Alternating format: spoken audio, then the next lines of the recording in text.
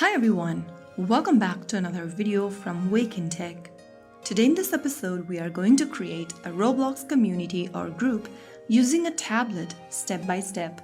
The same steps generally works on a smartphone, so before we begin, first of all, launch open your Roblox application on your device. Once you do that, go ahead and log into your account and click on the More button from the first homepage at the bottom. From the More menu, click on Communities. On the next page, click the Create Community button from the left-hand menu. On the next page, write down the name for your community, its description, and then its emblem. Type down the name for your community, and you can also describe your community in the description box. You can write down a description explaining what members can expect from the group.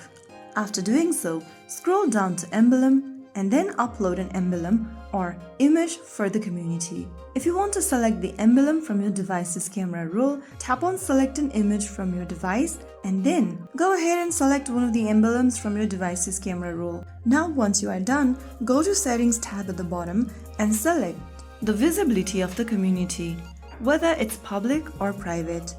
If you select Anyone can join, it's public. If you select Manual approval, then this means that your group is private. Finally, click on the 100 button at the bottom right. Make sure you have enough Robux on your account. If not, you'll need to top up your Robux or purchase it.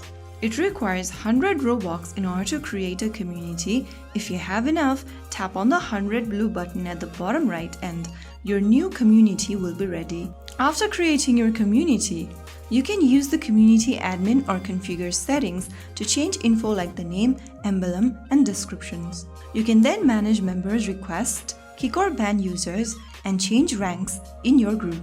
So that's how you can easily create a group or community on Roblox. If you found the video helpful, don't forget to like, share, and subscribe to the channel.